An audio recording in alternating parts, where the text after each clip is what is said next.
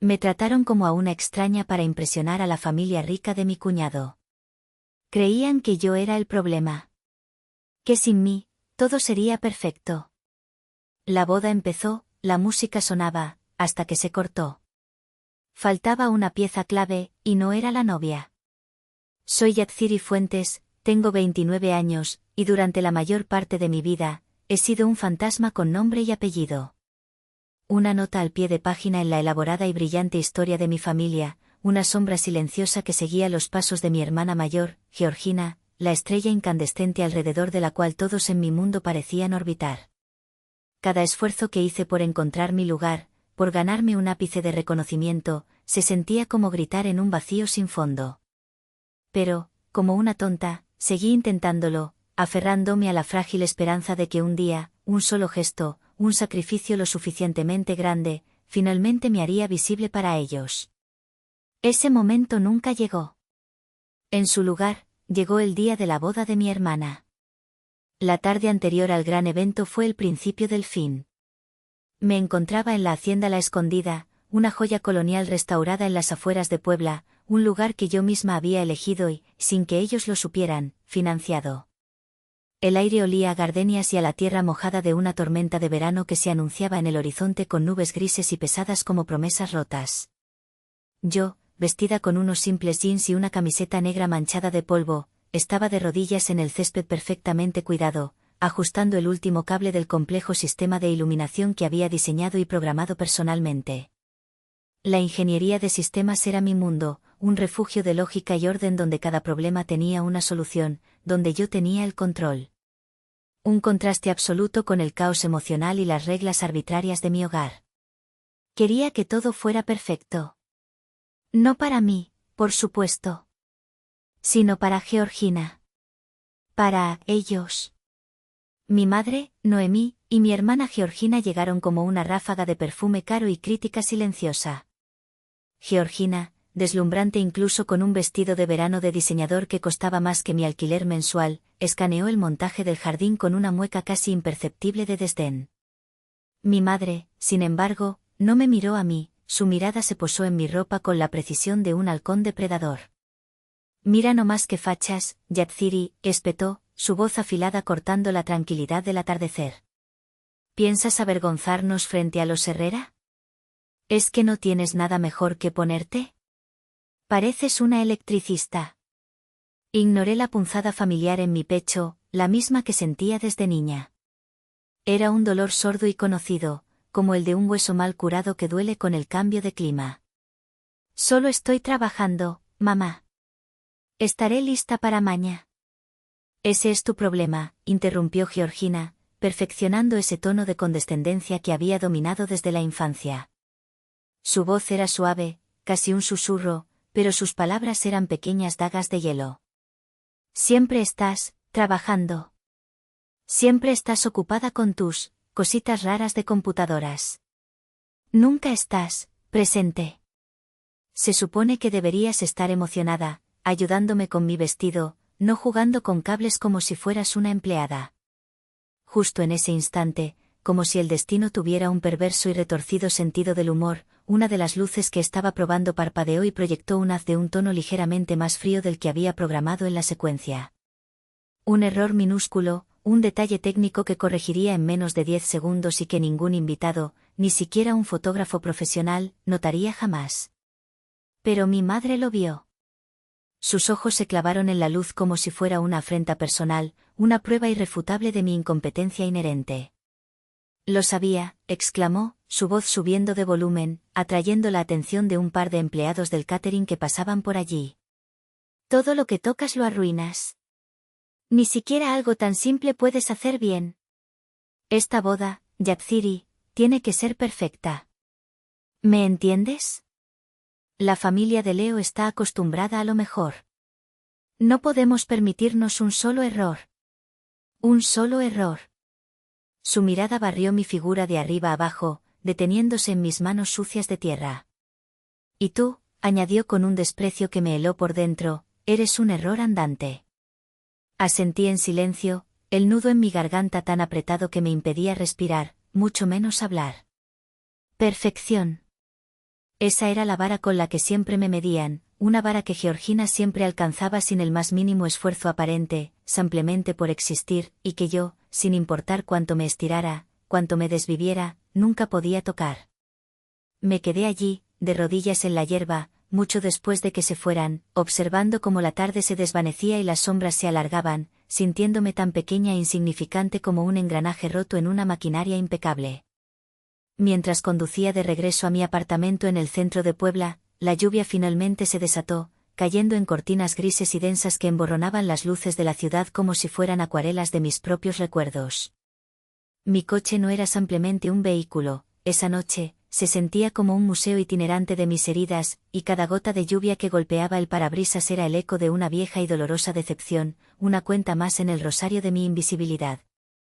El primer objeto en exhibición en la galería de mi mente, mi 10º cumpleaños. La memoria era tan vívida, tan detallada, que casi podía oler el cloro de la alberca y el azúcar del pastel de chocolate que nunca llegué a probar. Había invitado a todos mis amigos de la escuela, unos 15 niños y niñas que, por primera vez, parecían genuinamente emocionados de venir a mi casa. Me había pasado la semana entera haciendo pequeñas bolsas de dulces para ellos, dibujando una carita sonriente en cada una. El pastel, con mi nombre torpemente escrito en glaseado azul por la mano temblorosa de mi padre, esperaba en el refrigerador. Los globos, que yo misma había inflado hasta casi desmayarme, flotaban contra el techo de la sala, un pequeño y colorido universo personal que había creado con mis propias manos. Esa misma mañana, Georgina, que entonces tenía 12 años y ya era una maestra de la manipulación, se quejó de un leve dolor de garganta. No tenía fiebre, no había tos, solo un pequeño carraspeo teatral que usaba para llamar la atención. Pero fue suficiente. Mi madre, sin siquiera tomarle la temperatura o mirarle la garganta, canceló mi fiesta. Tu hermana no se siente bien, no podemos tener tanto ruido en la casa, sentenció, su decisión final e inapelable. Cuando empecé a llorar, me dijo con frialdad, no seas dramática, Yatsiri, es solo una fiesta. Lo de tu hermana es importante. Me tragué las lágrimas y pasé la tarde encerrada en mi habitación, llamando a mis amigos uno por uno para decirles que no vinieran, escuchando sus voces decepcionadas al otro lado de la línea. Más tarde, a través de la ventana, vi a mi madre ayudando a Georgina a ponerse un vestido brillante y a maquillarla. Se iban a un pequeño concurso de belleza local en el que Georgina había insistido en participar en el último minuto. Esa noche, vi la foto que mi padre publicó orgullosamente en Facebook, Georgina con una cinta de Mi simpatía y mis padres a cada lado, sonriendo como si fuera el día más feliz de sus vidas. No hubo pastel para mí ese año. Mis amigos nunca recibieron sus bolsas de dulces. El segundo objeto, el día que arreglé la caja registradora. Tenía 12 años y las tardes en la tienda de antigüedades de mi padre eran mi único escape. Era un lugar polvoriento, silencioso, lleno de objetos que susurraban historias de vidas pasadas. Me fascinaba. La vieja caja registradora, una reliquia de bronce casi tan antigua como la mercancía, se había atascado. Mi padre, Isidro, había llamado a un técnico que, tras una hora de hurgar en sus entrañas mecánicas, se encogió de hombros y dijo que era irreparable. Frustrado, mi padre estaba a punto de comprar una nueva y moderna que rompería el encanto del lugar. Esa tarde, mientras él atendía a un cliente, yo, armada con un juego de destornilladores de mi padre y una curiosidad insaciable, la abrí. El interior era un laberinto de engranajes, palancas y resortes. Con una paciencia que no sabía que poseía, seguí el mecanismo, pieza por pieza, hasta que encontré el problema. Un pequeño engranaje de latón se había salido de su riel y estaba trabando todo el sistema. Con cuidado, lo limpié con un paño, lo reajusté en su lugar, añadí una gota de aceite de la lata de mi padre y cerré la máquina. Contuve la respiración y presioné la tecla de «Venta». El cajón se abrió con un sonoro y satisfactorio clink. Mi padre regresó al mostrador justo en ese momento y se quedó boquiabierto. Me miró a mí, luego a la máquina, y de vuelta a mí. Puso su mano sobre mi cabeza, una mano grande y cálida que olía a cera para muebles y a papel viejo, y dijo, con una rara nota de asombro genuino en su voz, «Esta niña tiene cerebro de ingeniero». Mi corazón se hinchó de orgullo. Fue el elogio más puro y sincero que jamás me dedicó. Pero el momento se rompió cuando mi madre entró desde la trastienda. «¿Qué tanto escándalo?», dijo, y al ver la escena, simplemente frunció el ceño. «Isidro, no la animes a jugar con la chatarra. Se va a ensuciar». El elogio de mi padre murió en el aire, y él retiró la mano como si quemara. Ese fue el día que entendí que mi padre, aunque quizás me quisiera, siempre sería un cobarde. Y yo pasé el resto de mi vida persiguiendo inconscientemente el eco de ese momento de conexión, un momento que mi madre había aplastado sin esfuerzo. El tercer objeto, mi beca universitaria. A diferencia de Georgina, yo no era popular ni encantadora. Mi refugio eran los libros, la lógica implacable de las matemáticas, la belleza estructural de las líneas de código que formaban mundos funcionales y predecibles. Trabajé sin descanso en la preparatoria, no por las calificaciones, sino por el placer de resolver problemas. Mi esfuerzo rindió frutos, gané una beca completa, una de las pocas otorgadas a nivel nacional, para estudiar ingeniería de software en una de las mejores universidades públicas del país. Recuerdo el día que llegó la carta. Corrí a la sala, con el papel temblando en mi mano. Entré. «Con beca completa», exclamé. Mi padre me dio una palmada torpe en la espalda y murmuró un «qué bien, mija». Mi madre forzó una sonrisa tensa. «Ah, qué bueno. Una carrera técnica te servirá para conseguir un buen trabajo y no darnos más preocupaciones». Esa noche, la oí hablando por teléfono con mi tía Jacinta. Sí, la aceptaron en esa escuela de gobierno, con una de esas ayudas que dan. Sí, computación o algo así. Al menos estará ocupada.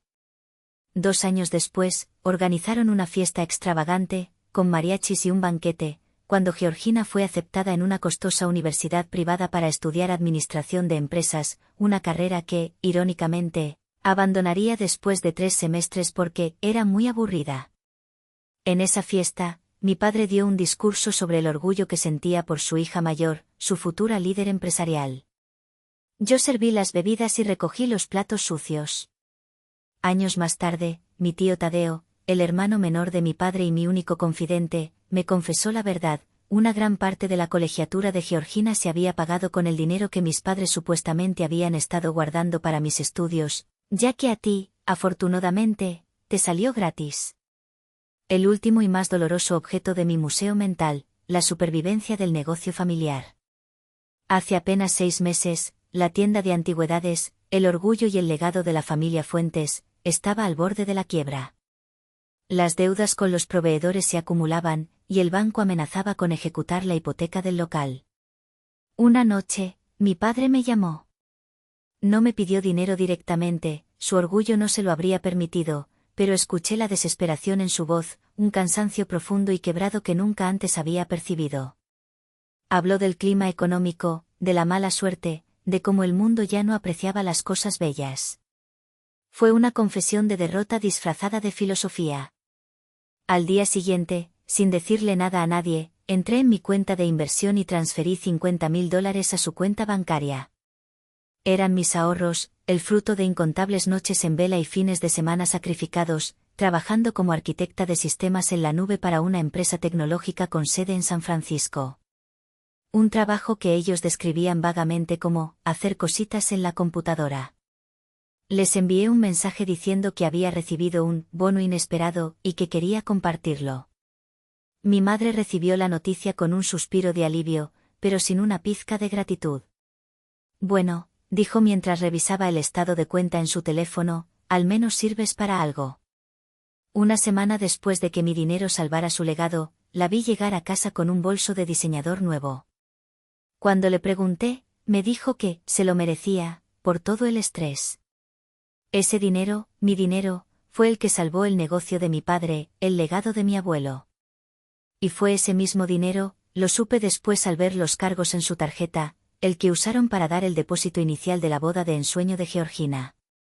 El chirrido de los neumáticos al entrar en el estacionamiento subterráneo de mi edificio me devolvió bruscamente al presente. En la seguridad de mi apartamento, un espacio minimalista y ordenado que era mi santuario personal, la pantalla de mi laptop iluminaba mi rostro con su luz fría y azulada. Ahí estaba el plan maestro de la boda, una fortaleza digital de organización que habría enorgullecido a cualquier gerente de proyectos. La carpeta principal se llamaba Boda Georgina, y dentro, docenas de subcarpetas meticulosamente ordenadas contenían cada detalle imaginable. Había un diagrama de Gantt con plazos, una hoja de cálculo de presupuesto con fórmulas complejas que rastreaban cada centavo, y registros de comunicación con cada proveedor.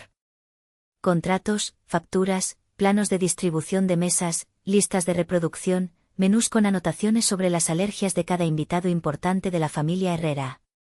Cada proveedor, desde la exclusiva hacienda hasta el florista de renombre y el grupo de mariachis que tocaría al final de la noche, había sido investigado, contactado, negociado y pagado por mí, con mi tarjeta de crédito personal. Lo hice porque mi padre me lo había suplicado en una rara muestra de vulnerabilidad, por el honor de la familia, Yatziri, por favor, no podemos quedar mal con los Herrera. Y porque una parte estúpida, ingenua y masoquista de mí todavía albergaba la fantasía de que este gran gesto, este sacrificio monumental de tiempo, energía y dinero, finalmente les haría verme, no como la hija problemática y extraña, sino como la hija capaz. La hija que, una vez más, los había salvado. Mientras revisaba un último correo del servicio de catering confirmando el número final de invitados, el teléfono vibró sobre la mesa de cristal. Era un mensaje de mi tía Jacinta, la hermana de mi madre y su principal altavoz, su repetidora de edictos. Yatzirita, tu mamá me contó que andabas con unas greñas terribles en la hacienda. Por favor, mi amor, arréglate bien para mañana, no nos hagas pasar una vergüenza con los Herrera, que son gente muy fina y se fijan en todo. Un evento así puede abrir muchas puertas, deberías aprovechar para buscar un buen partido en lugar de esconderte detrás de esa computadora tuya. Borré el mensaje sin responder. El honor de la familia. Un manto pesado que siempre se sentía extrañamente ligero sobre los hombros de Georgina, pero que a mí me aplastaba, me asfixiaba. Mi madre, Noemí, no siempre había sido así, o quizás sí, y yo era demasiado pequeña para darme cuenta. Provenía de una familia mucho más modesta de un pueblo cercano, y su matrimonio con mi padre, heredero de una tienda con historia en la ciudad, había sido su gran ascenso social. Recuerdo una historia que me contó una vez, en un raro momento de vulnerabilidad, sobre cómo de niña se sintió profundamente humillada en una fiesta porque su vestido estaba remendado. Esa herida, aparentemente, nunca había cicatrizado. Desde entonces, su vida se había convertido en una actuación constante, una lucha perpetua por mantener una fachada de prosperidad y abolengo que no siempre era real. Georgina, con su belleza clásica, su encanto fácil y su habilidad para decir siempre lo correcto, era su obra maestra, la prueba viviente de su éxito. Y el matrimonio de Georgina con Leopoldo, Leo, Herrera, el heredero de una exitosa y muy visible cadena de constructoras, era la coronación de su proyecto de vida. Yo, con mi trabajo incomprensible, mi desinterés por las apariencias y mi naturaleza introvertida, era la falla en su perfecta construcción, una grieta antiestética que amenazaba con derrumbarlo todo. Para ella, yo era un problema de imagen. Mi éxito silencioso y digital no era algo que pudiera presumir en sus comidas con amigas. Era abstracto, intangible. No era un consultorio médico, ni un bufete de abogados, ni siquiera una galería de arte. Era, hacer cositas en la computadora. Una hija que ganaba una cantidad de dinero que Noemí no podía comprender, pero que vestía con jeans y no mostraba interés en casarse, era una anomalía que no encajaba en su narrativa. Mi éxito, en lugar de enorgullecerla, parecía irritarla, como si fuera un recordatorio de un mundo que no entendía ni controlaba. Otro mensaje. Esta vez de Leo, el novio. Su tono era casual, casi infantil. Yatziri, ¿sabes algo del gran regalo de bodas que tu mamá nos prometió como sorpresa? Georgina está súper intrigada y no me quiere decir nada. Sonreí sin una pizca de alegría. El gran regalo. Probablemente se refería a la mentira que mi madre empezaría a tejer sobre la hacienda, presentándola como un tesoro familiar. Lo que Leo no sabía, lo que ninguno de ellos sabía, era que el verdadero regalo, el andamiaje invisible que mantenía todo ese teatro a flote, estaba a punto de desaparecer. Y yo misma me aseguraría de ello. La mañana de la boda llegó con un sol radiante y una tensión palpable en el aire, como la calma eléctrica que precede a una tormenta. Volví a la hacienda temprano, con la excusa de hacer una última revisión técnica de los sistemas de audio y vídeo. La encontré ya convertida en un hervidero de actividad febril. Floristas colocando arreglos monumentales, meseros puliendo copas, músicos afinando instrumentos. Todo se movía con una eficiencia que yo misma había orquestado. Mi familia ya estaba allí, instalada en una de las suites principales. Los Herrera, la familia del novio, no tardarían en llegar, y el ambiente estaba cargado de una anticipación casi teatral. Me mantuve en un segundo plano, moviéndome entre las sombras del personal, asegurándome de que cada detalle estuviera en su lugar, sintiéndome más como una directora de escena invisible que como la hermana de la novia. Mientras ajustaba discretamente un micrófono cerca del arco floral donde se celebraría la ceremonia, escuché la voz de mi madre. Estaba en la terraza contigua, hablando con la madre de Leo, una mujer imponente cubierta de joyas y con una expresión de perpetuo aburrimiento. La voz de Noemí era melosa, empalagosa, el tono que usaba cuando estaba actuando para impresionar. Sí, querida, la hacienda La Escondida ha estado en nuestra familia por generaciones, mintió con una facilidad que me heló la sangre. Fue un regalo de mi abuelo. Es una pequeña reliquia, pero tiene un valor sentimental incalculable. Queríamos que fuera parte de la dote de nuestra Georgina, un lugar donde puedan construir sus propios recuerdos y, quién sabe, celebrar las bodas de sus hijos algún día. Me tragué la bilis que me subió por la garganta. La hacienda que yo había comprado hacía 3 meses con el dinero que gané escribiendo miles de líneas de código, ahora era parte de su fantasía de vieja aristocracia. Era la última pieza de mi ser, de mi éxito, que intentaban robar y adjudicarse. Me mantuve en las sombras, continuando mi trabajo, invisible, como siempre. El catalizador final, el punto de no retorno, llegó en la forma de una copa de vino tinto. Georgina, ya con su peinado de novia y una bata de seda personalizada, reía a carcajadas por un chiste sin gracia de Leo. Estaba nerviosa e inquieta, tratando de impresionar a su futuro marido. En un gesto exagerado para demostrar su despreocupación, tropezó con un cable que yo había asegurado y encintado al suelo de forma visible y segura. El vino tinto voló por el aire en un arco carmesí y aterrizó con un splash mortal sobre la consola del proyector principal, el equipo de alta gama que había alquilado para mostrar un emotivo montaje de fotos durante la cena. Hubo un chispazo, un olor agrio a plástico quemado y luego, el silencio electrónico de un aparato muerto. En lugar de la disculpa que cualquier persona normal habría ofrecido, Georgina soltó un grito agudo y acusador.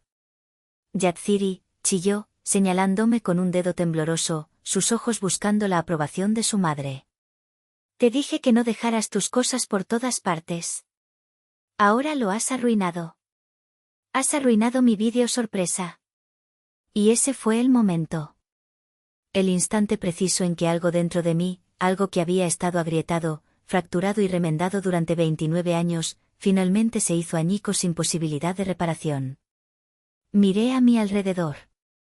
Mi padre, Isidro, desvió la mirada hacia el suelo, estudiando sus zapatos como si fueran el objeto más interesante del mundo. Los Herrera observaban la escena con una mezcla de curiosidad morbosa y desdén apenas disimulado. Y mi madre, Noemí, su rostro transformado por una furia helada que era mucho más aterradora que cualquier grito, me agarró del brazo con una fuerza sorprendente. Sus uñas se clavaron en mi piel. A la oficina. Ahora, siseó, su voz un látigo. Me arrastró a una pequeña y sofocante oficina utilizada para la administración de la hacienda. Una vez que la puerta se cerró, la máscara de anfitriona perfecta se cayó para revelar el rostro de la mujer que me había atormentado en silencio toda mi vida. Estoy harta de ti, escupió, su voz un susurro venenoso para que nadie afuera pudiera oír. Harta de tu cara larga, de tu mala suerte, de tu sola presencia que parece agriar el aire. Siempre eres tú, siempre la nota discordante, siempre arruinándolo todo. ¿No lo ves? No encajas en esta familia. Mi padre había entrado detrás de nosotros, cerrando la puerta con cuidado. Por un instante, vi una chispa de conflicto en sus ojos. Abrió la boca, y por una fracción de segundo, una parte de mí, la niña de 12 años que todavía esperaba a su héroe, creyó que iba a defenderme. Noemí, ya basta, comenzó, su voz apenas un murmullo suplicante. Mi madre se giró hacia él, y la mirada que le lanzó fue tan afilada, tan llena de un desprecio antiguo y poderoso, que las palabras de mi padre murieron en su garganta. Se encogió visiblemente, derrotado, y su silencio fue la traición final y más profunda de todas. Fue el momento en que el recuerdo del elogio por la caja registradora se convirtió en cenizas. Noemí se volvió hacia mí, su victoria sobre su marido dándole un nuevo impulso de crueldad. Empezó a enumerar mis supuestos fracasos, desde una fiesta de cumpleaños arruinada hasta mi elección de carrera, sin futuro. Tu hermana está a punto de unirse a una de las familias más importantes de Puebla. Todo tiene que ser perfecto. Y tú, dijo, señalándome como si fuera un insecto, eres la única imperfección. Se acercó hasta que pude oler su laca y su rabia. El mejor regalo que le puedes dar a tu hermana y a esta familia es desaparecer. No quiero verte. No arruines este día con tu presencia. Lárgate. La miré. La miré directamente a los ojos, y por primera vez en mi vida, no sentí el pinchazo del dolor. No sentí la necesidad de suplicar, de llorar o de defenderme. En su lugar, ocurrió algo extraño y desolador. Fue como si mi mente, en un acto final de autopreservación, se separara de mi cuerpo. Me sentí como si estuviera flotando cerca del techo, observando la escena desde arriba con una distancia clínica, como un técnico analizando un sistema con un error crítico e irrecuperable. Los sonidos de la habitación se volvieron distantes y amortiguados. Vi a mi madre con la boca moviéndose, pero sus palabras eran solo ruido blanco. Vi a mi padre, una figura encogida y gris en un rincón. Vi mi propio cuerpo, quieto e impasible. La variable, amor maternal, devolvía un valor nulo. La función, apoyo familiar, había colapsado, generando una excepción fatal. El sistema entero estaba corrupto. Y cuando un sistema está corrupto sin posibilidad de reparación, no intentas arreglarlo. Lo aíslas, documentas el fallo y lo apagas. Este momento de disociación, un mecanismo de defensa que mi mente construyó para protegerme del impacto total de su crueldad, me otorgó una claridad absoluta, una lucidez helada. El dolor acumulado de años se transformó en una certeza fría y cortante. Habían pronunciado la sentencia que yo había estado temiendo toda mi vida, la confirmación de que mi existencia era un inconveniente. Y en lugar de destruirme, me había liberado. Dejé de flotar. Volví a mi cuerpo y me sentí más sólida, más real que nunca. Mi columna se enderezó. Mis manos, que antes temblaban, estaban quietas. Asentí lentamente, una sola vez, un gesto medido y final. De acuerdo, dije. Mi voz no tembló. Era tranquila, neutral, la voz de alguien confirmando una transacción de negocios. Di media vuelta y caminé hacia la puerta. Pasé junto a mi padre, que seguía con la mirada fija en el suelo, un monumento a la cobardía y a los sueños rotos. Pasé junto a una georgina que esperaba en el pasillo, su rostro una mezcla de triunfo y una pizca de incómoda sorpresa por mi falta de reacción dramática. Esperaba lágrimas, gritos. No le di esa satisfacción. Caminé por el largo pasillo de baldosas, y cada paso se sentía más ligero que el anterior. Salía el sol brillante que ahora parecía burlarse de la oscuridad de la escena anterior, y no miré hacia atrás. Al pasar por el jardín, vi a los Herrera riendo con algunos invitados, ajenos a la tormenta que acababa de desatarse. Y sentí una calma extraña. La calma de saber que el juego había terminado, y que las reglas estaban a punto de cambiar drásticamente. En mi coche, el silencio era absoluto. No lloré. El tiempo de las lágrimas había terminado. Ahora era el tiempo de la lógica, de la ejecución. Ahora era mi tiempo. Saqué mi teléfono e hice 2 llamadas mientras me alejaba de la hacienda, viéndola hacerse pequeña en el espejo retrovisor hasta desaparecer.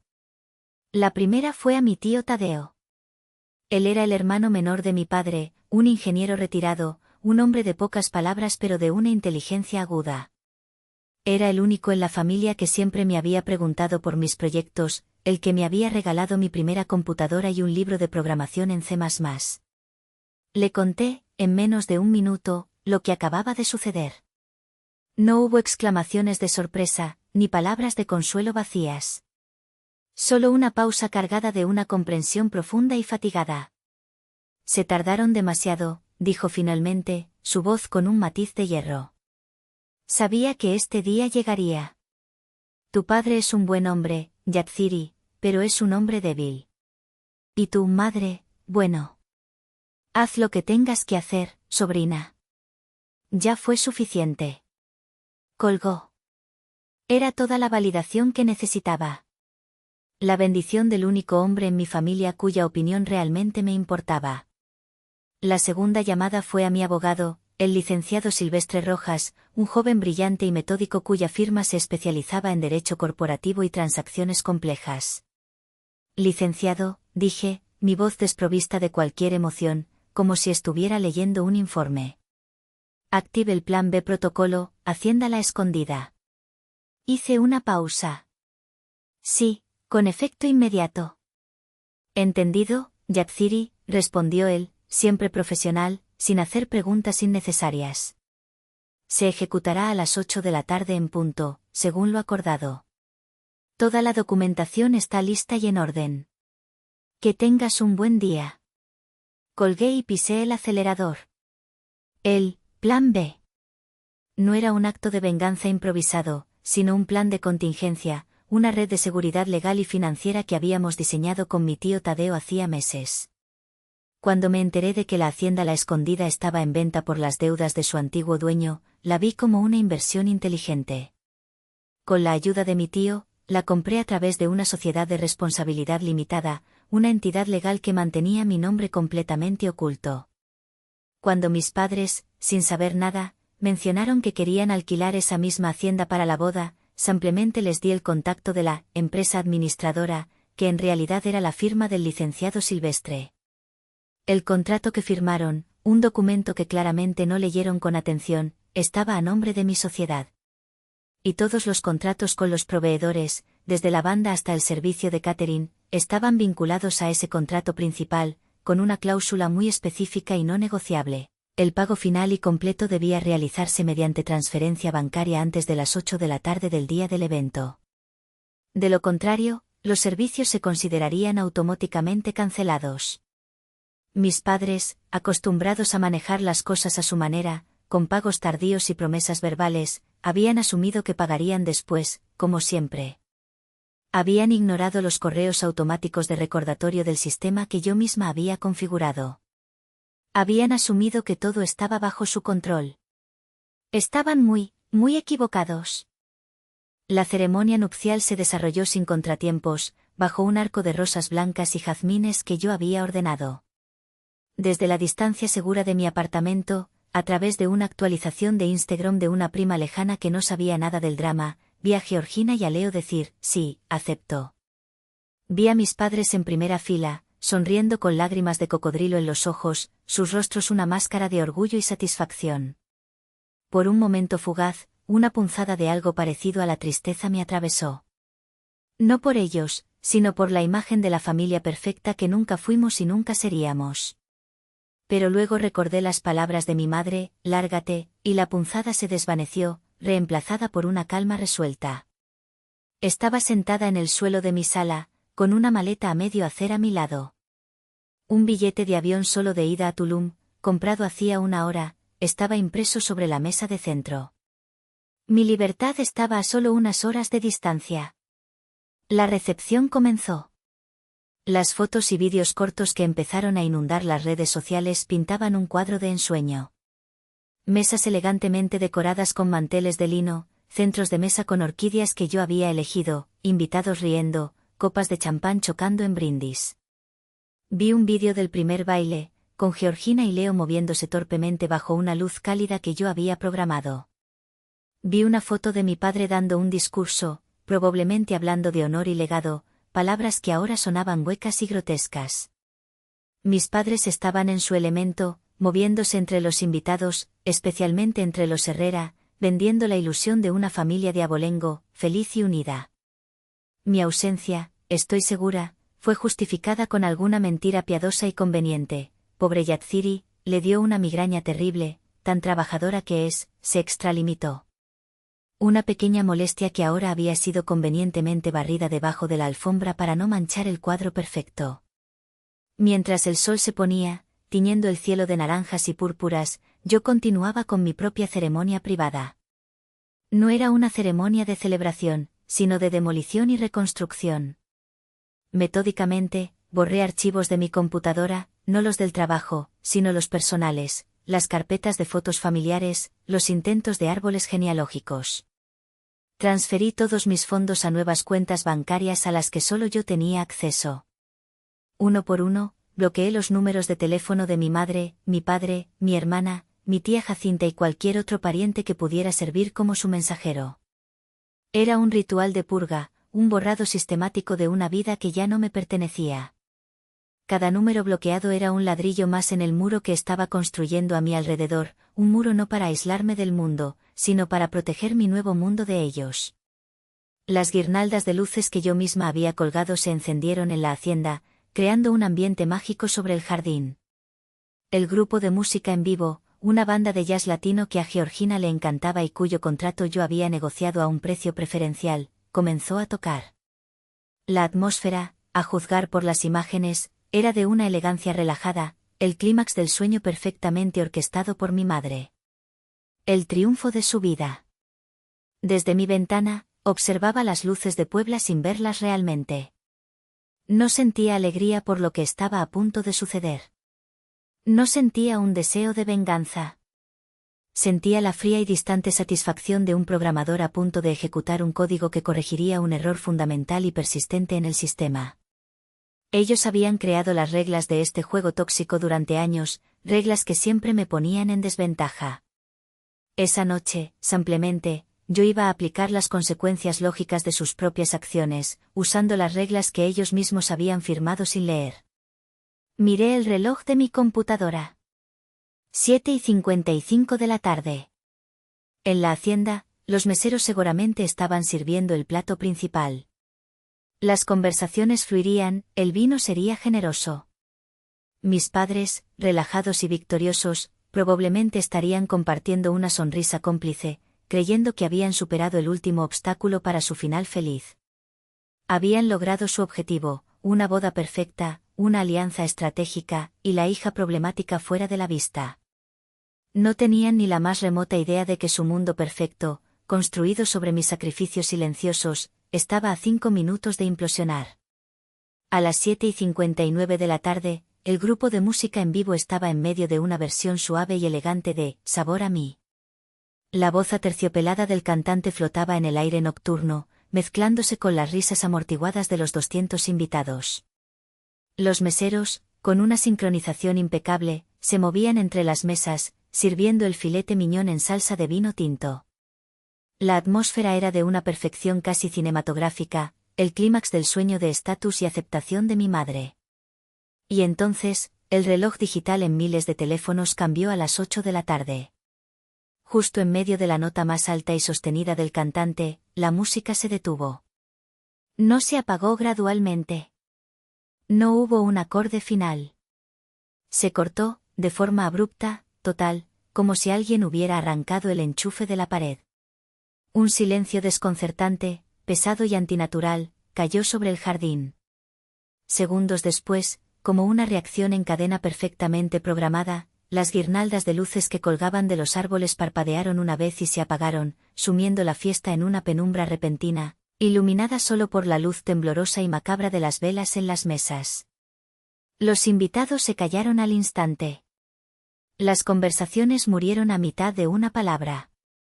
Los tenedores se detuvieron a medio camino de las bocas. Los murmullos confusos se extendieron como un incendio en la hierba seca.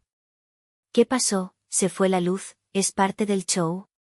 Mi padre, Isidro, se levantó de su asiento, su rostro una máscara de irritación y confusión, buscando a algún empleado a quien gritarle y exigir una explicación. Fue entonces cuando el líder de la banda, un hombre de aspecto distinguido y cabello cano, subió al pequeño escenario. carraspeó en el micrófono ahora muerto y, con una voz potente y entrenada que resonó en el silencio sin necesidad de amplificación, dijo: «Damas y caballeros, nuestras más sinceras disculpas. Nuestro contrato de servicios estipulaba el pago final y completo antes de las 8 de la noche.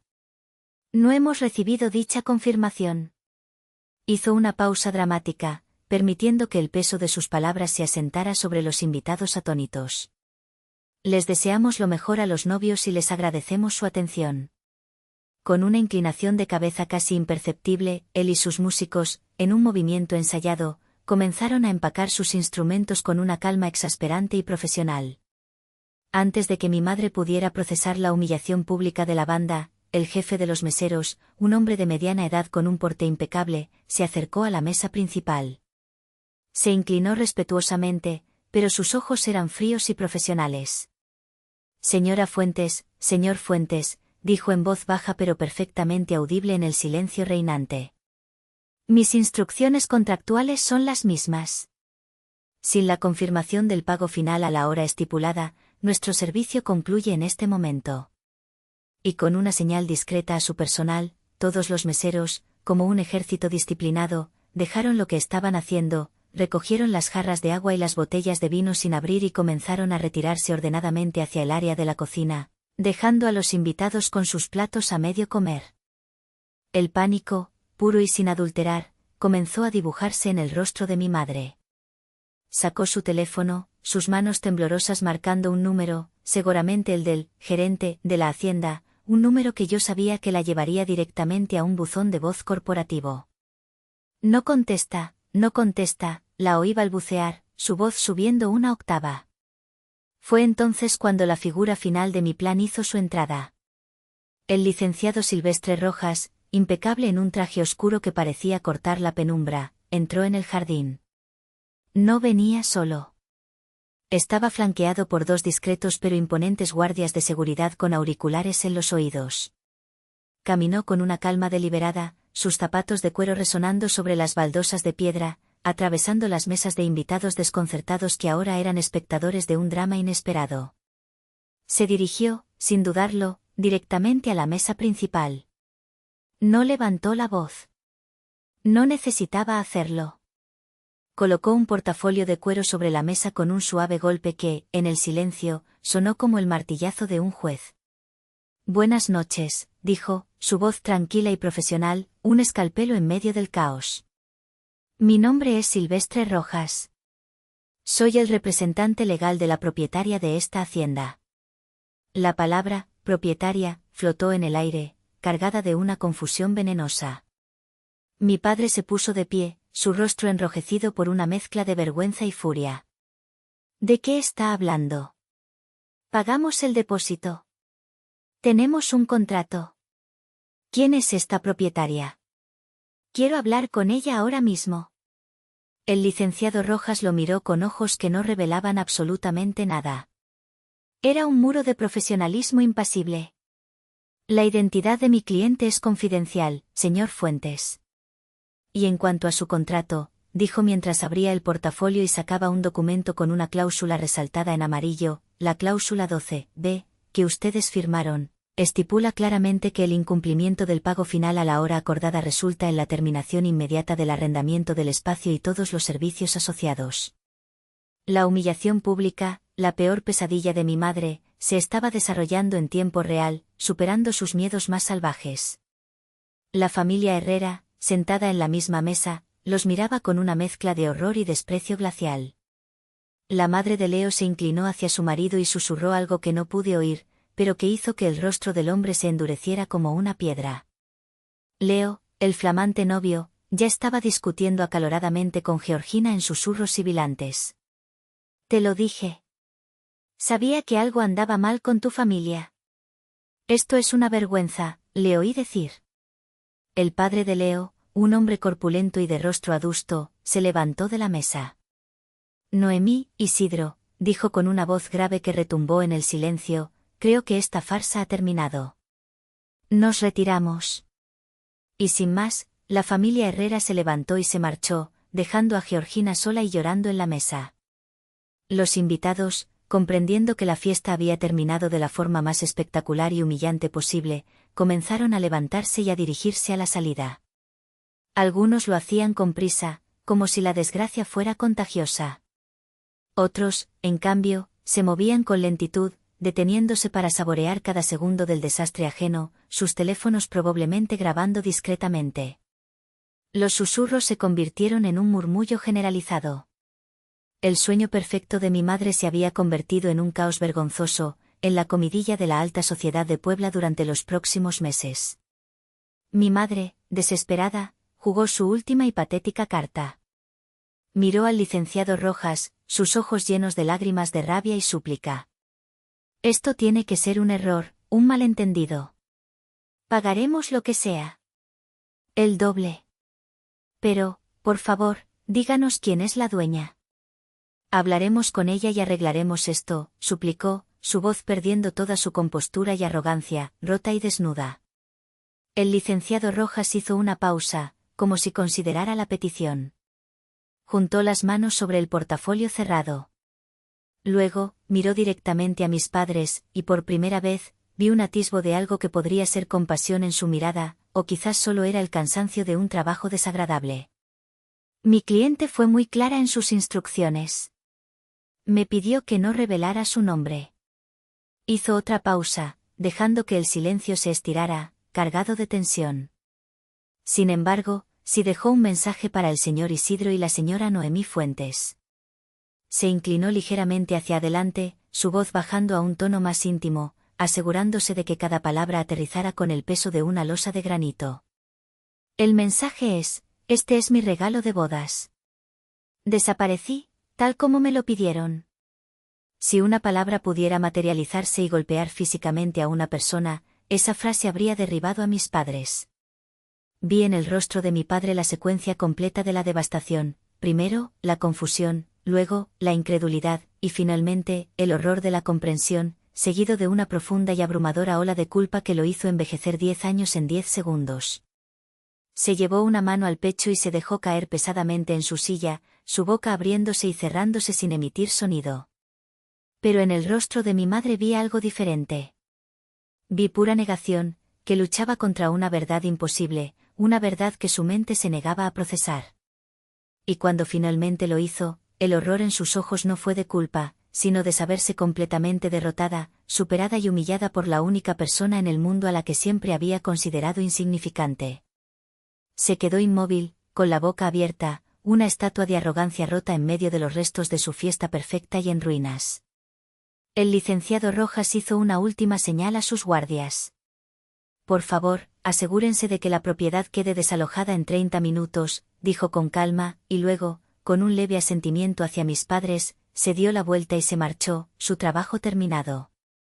No me quedé para ver más a través de las migajas digitales que caían en las redes sociales. Apagué mi viejo teléfono, saqué el chip y lo partí en dos con unas pinzas. Un acto pequeño, pero simbólico. Encendí un teléfono nuevo, con un número nuevo y una vida nueva esperándome. Abordé mi vuelo a medianoche. Mientras el avión ascendía sobre la ciudad, dejando atrás el mosaico de luces de Puebla, me asomé por la ventanilla. No sentí una oleada de victoria ni de venganza. Sentí paz. Una calma silenciosa y profunda que no había sentido en años. El peso del honor de la familia, esa armadura invisible que me habían obligado a llevar y que casi me aplasta, se había desvanecido en el aire de la noche. Me sentí ligera.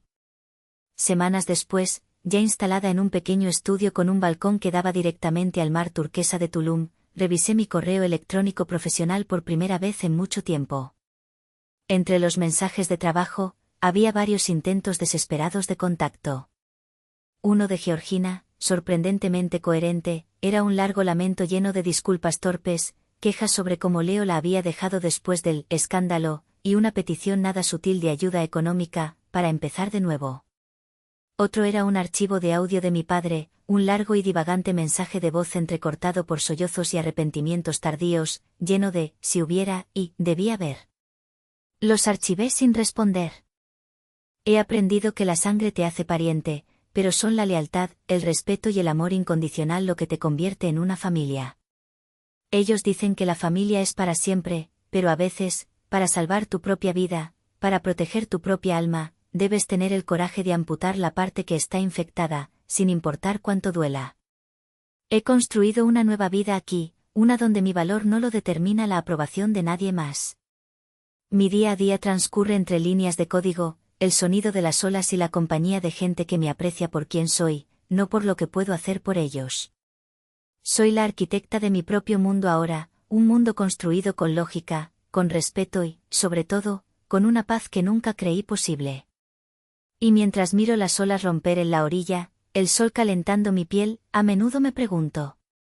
Ellos me empujaron al borde del abismo, y yo simplemente decidí usar el impulso para volar en lugar de caer. ¿Hice lo correcto?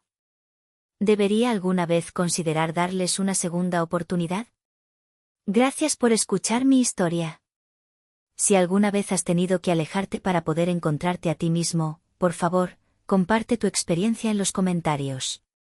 Dale a me gusta, suscríbete, y comparte esto con alguien que quizás necesite escuchar que no está solo.